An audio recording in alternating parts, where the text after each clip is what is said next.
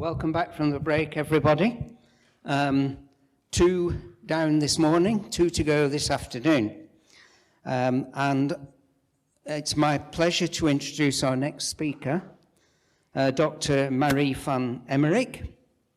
She's asked me to make a small correction in what I wrote by way of biographical notes. Mari is not a cognitive neuroscientist, though you might be forgiven for thinking so from the title of her talk. But Mari's background is in fact, in the relationship of religion and science, and she obtained her doctorate in science and religion at Oxford, where her subject was the psychology of religion and unbelief. So that's the background. She's a teaching associate in theology and science in the Faculty of Divinity at Cambridge. And we'll just hand straight over to Mari to give us her talk. Fantastic. Thank you so much, Bill. Well, hi, everyone. It is such a joy to be here today. Thanks for coming. Thanks for joining. Those of you joining online, welcome.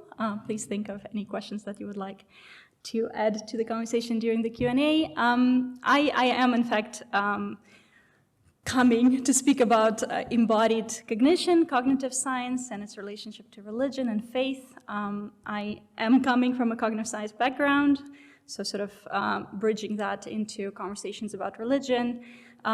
In a way, I talk about sort of my research as something that sits between two nuns, these kind of nuns, the sort of, religious nuns. So I do study psychology of religion, sort of ways in which we can think about the mechanism that shape faith, experience of faith, things like awe, things like ritual, so like those sides of psychological experience. But also currently a lot of my work is focusing on these kind of nuns.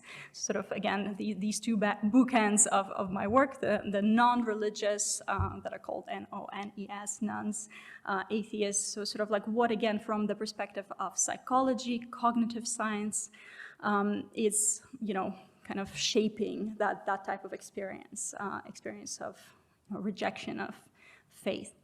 The brief summary in terms of sort of things that I look at are cognitive science of religion, psychology of unbelief, and the third part is what we're actually going to focus on today. The big move within psychology that is happening is the turning away from paradigms that think about mind as something that is located purely in the head, to thinking about minds as something that is really kind of enmeshed with our bodies, with our environment, with culture.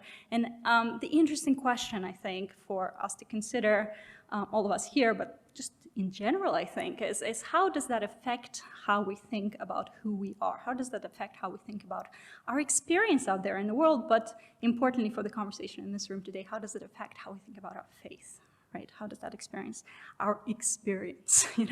change our experience of faith? And so a big question that I would like us to keep in the background of this conversation is, what kind of creatures are we? And again, I know this is a room full of scientists. You all have different backgrounds, different approaches, different ways of thinking about this question, right? Some of you are biologists, looking very concrete ways of connecting those things. Some of you might be in neuroscience, in fact, looking at the minds, etc., right? So all of us are looking at this from some particular angle. I think if we add the sort of theological, philosophical sort of overlay on this conversation, there are multiple ways to assess it. Someone could say, well, from kind of Descartes' perspective, right, we are the thinking things, cogito, right, the sort of cogito ergo sum, I think, therefore I am. So it is about thinking. It is about this kind of particular experience of rationality that defines us. If we think about back, sort of all the way to Greek philosophy, thinking about, Aristotle, we're social animals, right? Maybe something about our relationality, maybe we're relational things. If we think about kind of the great framework of Christian faith, I think someone could argue that we're the loving things, right? We're the things that enter those kind of networks of relationships that shape, that sense of identity of what it means to be human, what it means to be a human creature. So this is the sort of like the background, and I would like us to use that question, what kind of creatures we are, sort of to to use that as a window, as a sort of like way into this conversation. Something that I find really helpful when I teach, something that I find helpful in my own research, is to remember that there is sort of an idea of a partial perspective, that all of us coming into our research, all of us coming into our work, there is a humility, there is a kind of a stance where we realize and recognize that what we see is only one little bit of reality. What we experience as researchers is a particular lens, right, through which we're looking at the world. And this is also part of how we do work. There's this fantastic thinker, sort of theorist in the 60s, Donna Haraway, who wrote about the idea of situated knowledges and kind of this feminist perspective on doing science and technology studies. And her idea was that, you know, there's no one coming into this with a perspective from nowhere. All of us are coming into our research with a lens, right? With our embodied kind of nature of our culture, our gender, all of these things, they affect what we see. And so I think it is important to remember that as I go into this conversation, adding layers to thinking about different theories of mind, different ways of looking about minds, and what that does to the framework of how we think about who we are and how we think about religion, how we think about faith, okay? And again, another question to you as you kind of listen to me reflect on this in my field: how does it affect your field, right? What are those lenses that shape the research that you're doing in your work? So something that, you know, I put in a window here is kind of as a reminder that in a big house or a church like this, you have many different windows. You have many different, you know, sort of ways of looking out, even all these lovely colored, you know, sort of glasses of the stained glass. And what you see will be colored. What you see will be kind of affected by that a little bit. So finishing with the introduction, let's dive into this conversation. So when we talk about, you know, what kind of creatures we are through the lens of our minds, what is it that thinks, right? What are we talking about when we're talking about thinking? And there are different ways of approaching that. So kind of from a cognitive science perspective, but also from philosophical way of, you know, answering this question. We could think about dualism, right? That there is some kind of divide, whether we're talking about sort of idea of soul and body, or mind and body, or brain and body, right? That there is some kind of dual nature to what it means to be human. There's an idea of monism, right? That there is everything is one, so to say. This is kind of gross simplification, but, you know, for the purposes of this talk, I think the idea that, you know, somehow there is, again, some kind of enmeshment of things together. And there's maybe a something in between. So I'm kind of in the something in between camp, and you know, we'll talk about how that might look as we develop that. So from the psychological way of thinking about this sort of brain-body dualism, how do we approach this? There are several different frameworks that I want to talk about today, but if we kind of go historically, it's interesting to, again, look all the way back. I often sort of joke in my lectures that I cannot talk about anything in science and religion without going back to Aristotle. It's like everything starts with Aristotle somehow. I don't know, again, in your fields if there is. But it's like, you know, the beginning of natural science in some ways is already happening there. But for Aristotle, of course, the idea of the mind was that it is sort of located in the heart. It is kind of how, you know, listen to your heart. Sometimes you want, sometimes you don't want to do that. But the idea was that this is the locus, this is the seat of the mind.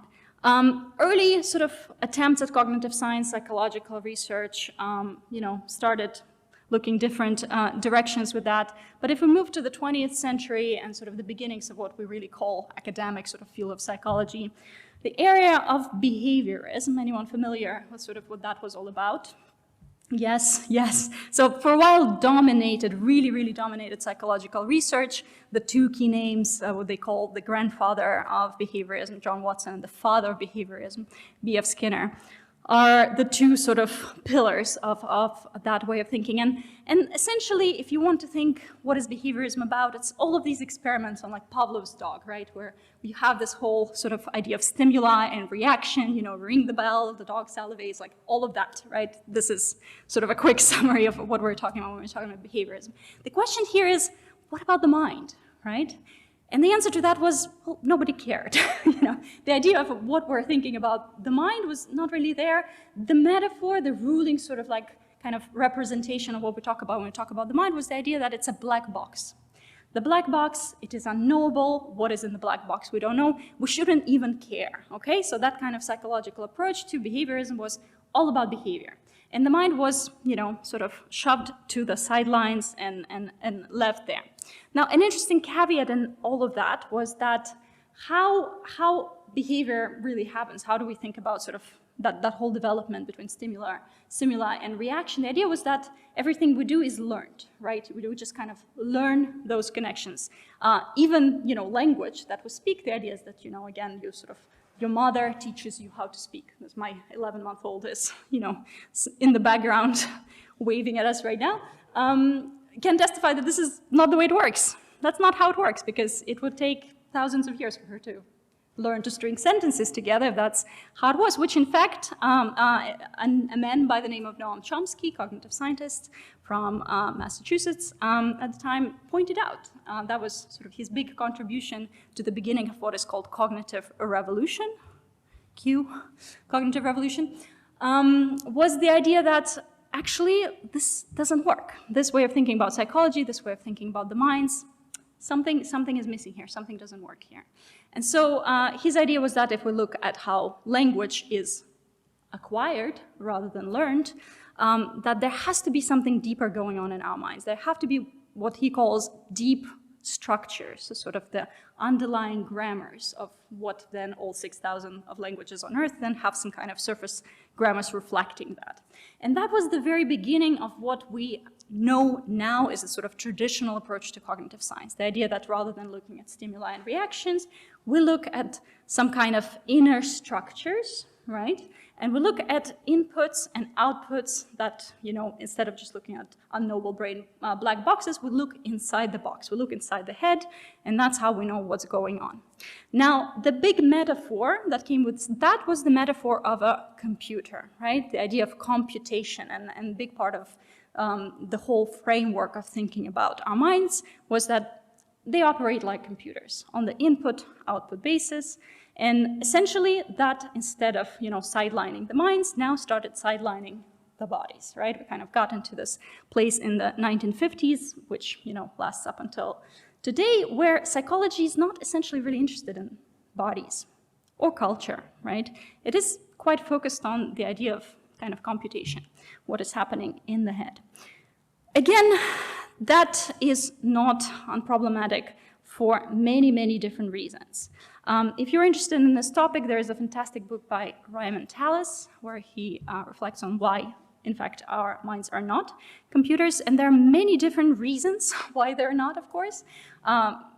First being that the metaphor itself essentially, initially was supposed to help us to understand how computers operate, in the 1950s, where again artificial intelligence came about as like a big sort of development, and thinking about what metaphors should we look for when we talk about how computers operate, and sort of it became this reversal from thinking, well, computers are like our minds, to the place where we're today, where our minds are like computers. The biggest problem with that is, of course, computers don't have bodies. If there's anyone in this room who's interested in the whole development of transhumanism, there is a lot of problematic stuff with that, right? Robotic, artificial intelligence, so much of it is because it is, again, predicated on the idea that we can upload our minds to a computer, that, computers, well, if only we understand enough about our brains, we can, get computers developed the way babies develop. Babies have bodies. Babies, grow up in certain environments. Babies are stimulated by, multiple different aspects of that embodied experience of the environment. Computers don't, right? And this is a really interesting sort of debate happening at the moment in artificial intelligence. How do we deal with that? So what about the body? What do we do with the body? So within cognitive science, the area that, again, I am sitting in at the moment is this second cognitive revolution, this cognitive revolution 2.0, as I call it, a move towards recovering the body. So kind of if you think about this pendulum swing, right, we went from behaviorism, where it's all about behavior, kind of bodies, where mind is unknowable, all the way to sort of we're only interested in what is inside the head, right? What is happening outside of it, who knows, who cares? And now we're kind of trying to find some sort of middle ground there, right? Recovering the body, recovering the culture, recovering the environment and its impact on us. And there is a very particular, curious area of that conversation called 4E cognition. 4E cognition, so the 4 E's, thinks about our minds as embodied, as embedded in an environment, in a culture, as extended. I'll talk about it in a second, what that means, what that extension looks like. And inactive, that, again, we haven't evolved to be armchair philosophers. Sort of, again, our minds, they are for action, they are for movement, they are for interaction. Beginnings of that shift was related to this work done by two philosophers with linguistic background, in fact, Lakoff and Johnson, who looked at the idea of spatial metaphors that essentially that everything in our cognition maps out to spatial metaphors, how we think about, up and down, that is related to how our bodies are in space. And then we start thinking about time also in terms of, again, these spatial ways of thinking, and thousands of myriads of examples of what that looks like in terms of, when someone who writes from left to right, that's how we kind of think of time. If you're coming from a country where it is, this way, that's how you'll think about time, or like where time moves right to left. This will depend on so much of your kind of spatial metaphors and how they're connected to language. A lot of really, really fascinating research done on that. But what it matters for our conversation today is that, how it matters is that it shifts the metaphor, again, that ruling metaphor where we started with a black box, we moved to the computer, and today kind of the sort of ruling metaphor slowly, becoming this idea of what Michael Kirchhoff, who's a proponent of embodied cognition framework, is this potter at the wheel. So if anyone has ever done pottery in this room, I have. It is fun. But if you've done it, you know that you have to be completely there. Like if your mind starts wandering, the pot starts falling apart immediately. It's kind of your body, your environment, the clay itself, the wheel. You become this kind of super creature, this super kind of human, where all of these things are in a sense extension of you, right? Where you can't sort of take anything away with the results still, coming out well. And so in that sense, if we think about, again, our mind, brain, body, culture, interactions, as some kind of loop, that would be the best way of potentially thinking about what our mind is, right, in that sense. So if we think about, embodied, again, as I said, we are bodies. We don't have bodies, we are bodies. Our minds and our bodies are really, really connected. There's been some really interesting experiments on, if you try to hold a pen on emotion, so if you hold a pen and you hold it between your lips, COVID times, I can't ask you to do that, but if you do it, what happens is, your lips kind of go a bit up, they kind of simulate a smile, and that starts triggering more positive emotions. If you hold the pen between your teeth, that goes the other way around, it's kind of, emoji, sort of little mouth of sadness. And that triggers actually negative emotions. It's quite fascinating. A lot of other interesting experiments on that. There's this whole fascinating work on judges who tend to make more positive decisions after lunch than before lunch, kind of like that fascinating effect. Again, we are our bodies, right? All of that affects us. When we think about embedded cognition, that is more about kind of, again, our embeddedness, the scaffolding. If you think about the building, right? The building kind of is scaffolded so that certain works are done around it. And if we think all the myriad of ways that there are all these scaffoldings, I mean, I'm speaking to you, I'm thinking through, this thing that is in front of me, this laptop, right? If you go out anywhere today without your phone, right? You feel like your arm is missing, right? All of these things are things we think with, essentially, right? You have pen and paper, or you're typing on your laptop. This is your way of, thinking, processing things. So these are all the kind of embedded ways in which we are connected to our environment, and we cannot really separate the two. If we think about inactive cognition, again, as I said, we are not armchair philosophers. How we do things, how we participate in the environment is really, really key. If you think about, there's this whole idea of outfielder dilemma, that an outfielder, they don't sort of like look at the ball and they kind of think, okay, this is where it's going to fall, making this mathematical calculation and then running to get it, right? You kind of do it as you move, and your cognition is assessing sort of in the process. So it's really fascinating, kind of, again, the embodied part of that processing is very key in that.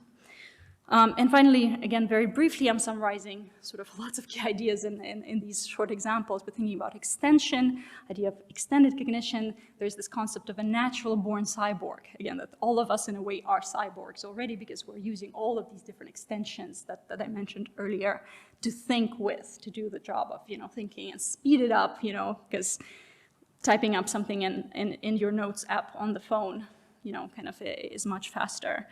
In a way, this little, I think, joke here about Captain Hook who loses a hand, part of the biggest issue with that is the loss of memory because he used to, make notes on his hand, right? So this is extended cognition. This is, thinking along those lines.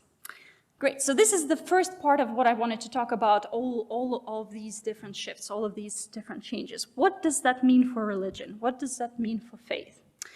In terms of religion, there is an equally big shift, just like in psychology and cognitive science, the move away from all of these kind of disembodied ways of thinking about the mind, moving into more embodied spaces, more encultured spaces. Same is happening when we think about religion. So kind of, again, Cartesian inheritance of thinking about it just as belief, this kind of idea that it's a faith for disembodied minds, essentially, that are floating sort of somewhere around. That is really being challenged in the space of religious studies. And particularly if you're interested in this topic, I really recommend More Than Belief book by Manuel Vazquez. It's really, really interesting the way he's critiquing this kind of what he describes as the spirit of somatophobia, the fear of the body in academia, and particularly in the study of religion, and sort of an invitation to rethink the importance of how religion happens materially. Not what are the material manifestations of it, because of course all of this, we're in this glorious building full of material manifestations of religion, but the question is, how does it happen materially, right? What about it is, the process of its emergence is material. And from here, I would like to sort of now make a pivot towards reflecting together on what that does for Christian faith specifically, right? There is this beautiful poem by Edwin Moore. Someone here may have come across it. It's quite a popular one called The Incarnate One. There's one line that I really like in it where he critiques the kind of logic of Calvinism, talking about King Calvin with his pen and the 3 angry words, sort of essentially talking about the disembodiment that comes with it, where he said, the word made flesh here is made word again. So again, we take the faith that was so incarnate, that we had, incarnate God, infleshed, embodied, present, and we turned it into this kind of solo fides idea that just faith, by faith alone, it's like all in our heads, right? We kind of wiped out all that is embodied, all that is sort of present, messy, all of these structures that probably are also worth paying attention to as, our Savior teaches us. So again, what does it look at those embodied aspects? What does it mean? How does that affect us? So there are a couple things that I would like to focus on in the next 5 minutes, and then we can discuss that together in the Q&A. So one area I would like to look at is enhanced practice and attention to practice, so liturgical practice, whatever you call it, right? The practice matters, right? That there's something about practice, and I'll give you some pointers towards the research that talks about it, why it matters, what it does. I would like to also think about integration of body and spirit, sort of like, again, we are bodies, we're not just sort of floating spirits. What does that mean? How we focus on that. Thinking about holistic spiritual formation, what does it mean for discipleship? The fact that we're bodies, that we're embodied and cultured, present spiritual beings, that all of us, again, have all of these different lenses that we look through. And then reinterpretation of the doctrine, again, reminding, I guess, more than reinterpreting, the fact that incarnation, resurrection, all of that unity of mind and body, these are very, very key theological concepts. So I would like to start by thinking about prayer together. So these 2 books, if you read anything from, anything I've recommended today, these would be the 2 key works I absolutely wholeheartedly recommend. It is a cognitive anthropologist from Stanford, Tanya Luhrmann, who looks at, again, that sort of questioning how religion happens materially. She's not looking at it from a theological perspective, but is really, really interested in sort of just kind of the processes, right? Like the mechanisms of these things. And all the more important, I think, for us as Christians to, look at that type of research. And one of the areas she looks at is prayer. And it is absolutely fascinating. One of the essential conclusions that she comes to is the idea that prayer and faith, prayer and belief are essentially this loop, where one triggers the development of the other, and it's kind of a chicken and egg. You can't really sort of find where one begins, where the other one ends. Prayer leads us to faith, faith leads us to prayer, so it becomes this really fascinating thing. And essentially kind of this practice belief loop that she describes is very key in formation of what we call faith, so it's like for us sitting here sort of expecting that we can just, have faith. Practice is very key to that, right? So us gathering together, us praying, us participating in the community, all of this is faith. It's not, some kind of separate thing that we do because we believe. It is what we do so that, faith was present to us. So all of these things, I think, in our generation where we're so kind of isolated and separated and pay no attention to practice, essentially, I think it is a really, really important reminder to focus on that. When we think about the church of Christ, when we think about the body of Christ, all of these things come through particularly strongly. Why embodied cognition really matters when we think about embodiment, right? And as I talked about earlier, incarnation, resurrection, embodied cognition gives us framework for thinking about it more deeply. It gives us some mechanisms, some ideas to, as N.T. Wright writes in Surprised by Joy, to really kind of highlight that these are not mere metaphors, right?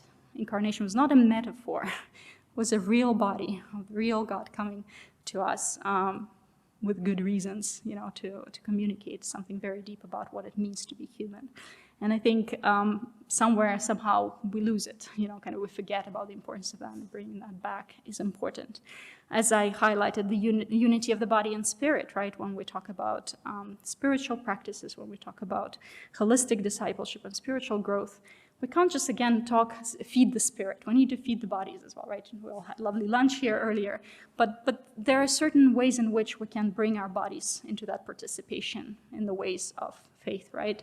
And I think, again, a healthy, body of Christ is a space where we pay attention to those things.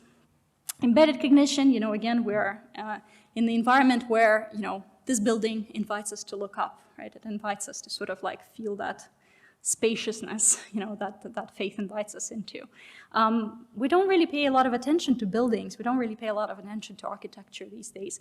Maybe we should recover that, right? Embedded cognition essentially says, we're the kind of creatures that need that in order to develop faith, right? That this is not all just separate stuff. Finally, when we think about inactive cognition, right? Spiritual disciplines. When was last time you heard that mentioned, in preaching? When was last time you have participated in any particular forms of spiritual disciplines, right? This is not something, I don't know, I hardly hear that, being talked about these days. But this is important. This is the way we, again, bring our mind-body complex in line sort of with what scriptures teach us, right? Just reading sort of scriptures is not enough. It's participating, it's practicing, it's, that kind of performing the word that is key. And finally, when we think about extended cognition, right, the technologies in a way of worship, the technologies of faith, of extending ourselves into our communities, of thinking with, of feeling with, right? Feeling is another, important E that sometimes is forgotten, emotion, right? That we're not just rational creatures. We're creatures that feel, we're creatures that love, again, fear, anger, like all of these things. What are the processes of that formation?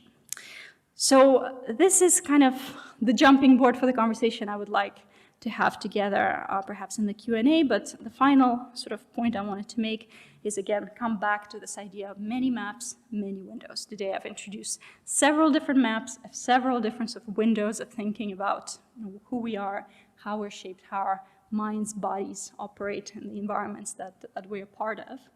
And I would be curious to hear in your research, what are those maps, what are those windows, and how they affect your way of thinking about faith, your way of thinking about community, participation in the Christian way of things.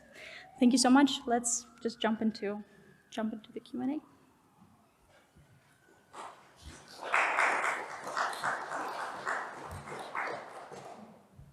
Right, Sam, you can start. Thank you. You mentioned the thing about judges and the verdicts they make directly after lunch. And just as an interesting aside, a lot of atheists I encounter today have picked us not having any free will as their hill to die on, which seems kind of strange to me, but they always bring this up as an example. So seeing as you brought it up, I'd be really interested to know what your snap kind of defense of that is, assuming that you believe free will exists. Right. Well, this is an interesting question. This is, my students were just writing an exam. This was one of the questions about, neuroscience of free will and is free will a thing or not. There's a lot to say about that. I think if you're asking from my perspective on this, and rather than, all the research, I would say the experiments that were done on this were shoddy at best. There's some of the issues with that, and kind of the later kind of coming back to the experiments that were showing that kind of action potential, and that some of these things, sort of like decision was made before it was registered, all of that. There are issues there, right? So if we go deeper into it, I wouldn't be sort of building the whole sort of argument just on those neuroscience experiments. But something that was also shown around, and there's the free will and the free won't, and that even in those cases where we sort of can point out and say, well, there's some problems around the question of free will, we all have a free won't. We have like somehow all the experiments around the issue of the no sort of saying, the nay saying, that was not a problem. So I think kind of like if you have a free won't, surely you have also some form of free will. That's at least, my perspective on that. There's also, I think, a lot, again, in thinking, if we bring an embodied cognition into the conversation, if we think about, well, everything shapes, the decisions we're making. It's not just that, if we look at, the scan of the brain in the moment of making a decision, and does it happen or does it not? Well, what about, again, the culture you were born into? What about all of these multiple ways in which you participate in the environment? Are they limiting your freedom? And in that sense, I think it goes back to the theological question of finitude, right? We are, in some ways, finite beings in a finite environment affected by all these different forces. Is that a bad thing or is that a good thing? And I think we are used to thinking about finitude as a negative thing, limitation. I think philosophically, theologically, it has like a really beautiful contribution, thinking about particularity that it brings into who we are, that all of us sitting here coming, from the environments we're coming, that we were raised in the time we were raised, by the parents we were raised by, we're speaking the languages we spoke, etc. Art that we looked at, the tree that grew in our garden, all of that in some way contributes to the decision we're making. And theologically, I would say all of that then glorifies God in the particularity of who we are. So I would say if we kind of step back from just the experiments, which I also don't think are that problematic, and kind of think about the bigger picture, I think we're free. And I think it's in ways in which that freedom is shaped is really, truly beautiful. Hopefully that's somehow answering the question.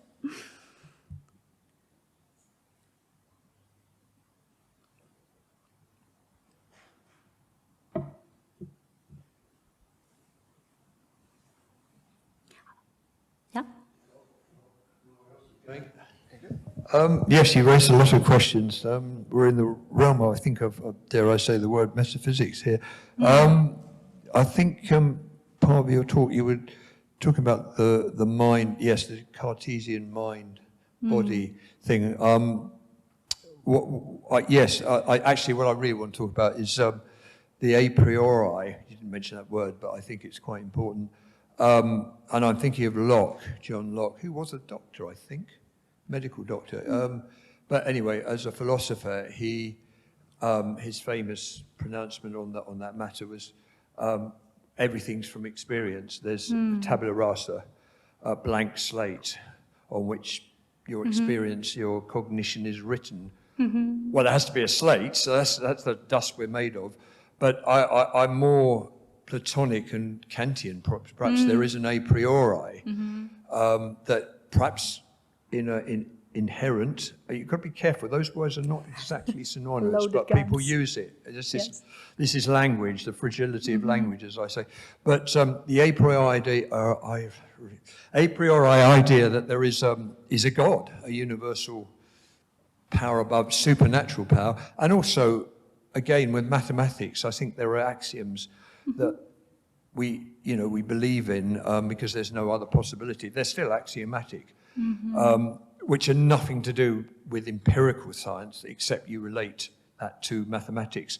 So could you talk about how you might have explored the a priori ideas, if they exist, and how that would impact on one's faith and ability to believe?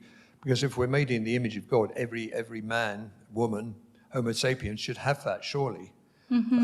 Yes, I mean, I'd be interested in your thoughts on that. I mean, there are many different angles, I think, to think about it.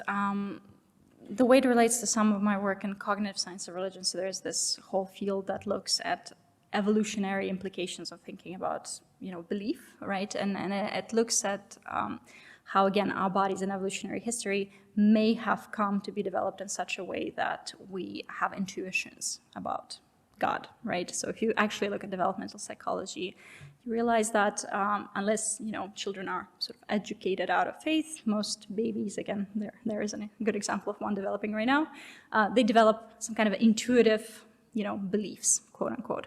They will not be theologically in line with what we understand to be, Christian faith, like without some kind of cultural input, of course. My baby in 3 years is unlikely to, unless she's inspired by the Holy Spirit, start prophesying and talking about, the power of the cross. But nevertheless, there's some kind of idea, again, of that perhaps linking to some of these a priori kind of ideas of who God is, perhaps, right, and et cetera, that in some ways, one could argue that are present there, right? That they're the sort of intuitions, intuitions of the divine, intuitions of God, the Father, however you put it. I think again, it's a tricky one because I think it could be misinterpreted that there's some interesting discussions about, are we born believers from that psychological perspective, are we born idolaters? Because, we could also might as well sort of theologically reach for multiple ways of feeling those divine intuitions that would lead us not exactly towards what would be kind of classic theism in any shape or form. But I do think on some level, if anything, that is something that should spark curiosity. And I think anything that gives us an open posture of wonder, and that's the beauty of science, right? It is something that leads us to wonder, that leads us to that kind of open space of posture towards curiosity, learning. All of those things, I think, inspire us to get closer to God. Eventually, I think that's what is at the end of any road and any journey, So these are some of my brief thoughts. But thank you. It was a really interesting comment. If I can cheekily ask a second question. On the psychology of belief, recently we had the famous situation of Ayaan Hirsi Ali saying that she's no longer an atheist and that now she's a Christian. Yeah, I missed that. Oh, wow. Well, check it out, Okay. definitely. So she had a full-on discussion debate with Richard Dawkins recently about this. And when pressed, she said, I choose to believe in the resurrection. I choose to believe, which Dawkins didn't really get. Just a few weeks ago, Alex O'Connor said that I would love to believe, but I can't. And I just wondered if you could comment on that. Belief seems to be something that's kind of out of our control, and yet you've got someone who was such a notorious, famous atheist saying, no, now I choose to believe it. And another one saying, I would love to, but I can't. So what do you make of that? I think actually everything that I've been kind of commenting on here that does speak into this, because in a way I think one can. I think one can, and I think the way one does is by participating, right? I think belief is not an on-off switch. It is not, I mean, again, belief, these are all very convoluted terms, right? When I say belief, do I mean kind of psychological belief? There are lots of different ways we can employ it. Let's say faith, more theologically. I think it is something that doesn't, kind of like switch it on or off. Today I have faith, tomorrow I don't. All of these ways are sort of slow ways in which our mind, body, environment kind of conglomerates, they get shaped by the environments we participate in. And we sometimes, again, we find that this is, you don't wake up overnight, deciding you're not, a believer or whatever anymore. It is a gradual process of like being in the environments that shape you differently. And in the same way, I think being in environments that shape you towards faith. And that's why I recommended the books by Tanya Luhrmann. She does really interesting research where she goes into vineyard churches, asking the question, why some Christians claim that God talks back, and audibly hear the voice and have all of these kind of very, what we call charismatic experiences. And some people who are also Christians don't, right? What is going on? And why they tend to be in different churches across the road, right? What is going on? She's looking at it psychologically from cognitive anthropology. She's essentially doing cognitive anthropology in that work. And it is essentially coming down to practice for her, that we need to practice to hear, we need to practice to believe. It's kind of those experiences of participation, they shape the experience that we have. This is not to negate that experience, but she's not asking, she's not a theologian, she's not asking all those kind of philosophical questions, is it real? It's just the question of the experience itself, why some have it and some don't. And I think when it comes to faith, there is something to glean here. I do think that, if you stop participating in the congregation every Sunday, 2 years down the line, you'll wake up one morning and kind of be like, oh, I can't really believe anymore. Because it's not just, a thing in your head. It is who you are and everything you do with yourself. So that's how I have come to think about it. And today when I have days when I kind of like, oh, I don't know, what do I believe? I was like, what do I practice? And how what I practice actually reflects what I believe. Because, faith without deeds is that there are some interesting comments on that. So in that sense, I think that aligns. I think that checks out scripturally. So there we go. Thank you for sharing. I think from what you have shared, I kind of understand your faith is coming from your experience or even come from your experience before you was born. So it feels like it's predetermined that you are going to become a Christian or what you will believe, and then you have chosen to practice your faith and you continue practicing it, therefore it reinforces your faith. I just want to ask, have you experienced any personal faith crisis, or is there any conflict between what you study in neuroscience and your Christian faith? Yes, good question. Well, first thing, just kind of two parts to that. I really don't think that it is predetermined. I do think that we have all of these little choices, to get up in the morning and, go to church or not to go to church, to read this book or that book, to whatever it is, right? It's like we make those choices. It's kind of like we make choices, choices make us. And I think that is essentially somehow the reflection of that embodiment loop, right? It is a bit of a chicken and egg where you don't know where it begins, because of course you're not a blank slate, you're born into the world that is already populated with, all of these rich, textured ideas that, wherever you happen to be born, you were born into. But in my case, I was not born into a Christian family. I was born into a very multicultural, multi-faith space. My grandmother is a Muslim, my grandfather was an atheist. My dad was kind of spiritual, but not a believer. My mom was confused because, makes sense in that environment to be sort of a bit confused. And for me, it was very much a process, an intuition, again, of a loving God somewhere that, I followed in multiple different ways and explored in multiple different shapes, but have come to also encounter the doctrine, right? And I encounter the scriptures and I do think, again, in that sense, we're not, all of that I was talking today was kind of mechanisms of, but there's also a person, right? On the other side, there is a divine person of Christ, and through whom kind of we have access to God the Father, and there's the Holy Spirit who's, breathing life into all that we do, inspiring, moving us towards certain, ways of coming together. There's grace, which I think is this absolute, like the air, surrounding us in every possible way that just, with every move kind of invites us into the arms of the Father. And in that sense, it is again extended, I think in that sense it is that space where the Lord moves with us in those ways. And it is a little bit like a car, you know, to use a very old metaphor of the easier to move the moving car than the unmoving sort of parked car. So if you're moving towards God, God kind of moves with you, and you get there faster. If you're moving against, you know, it's a bit of resistance. But I do think grace is such that all of us are continuously invited into that space. Does that limit our free will? No, I don't think it does. But I do think it helps us to enter the space of encounter with God, who really loves us and knows us and wants to be known by us. So I could continue forever, but I'll leave it. I'll leave it there.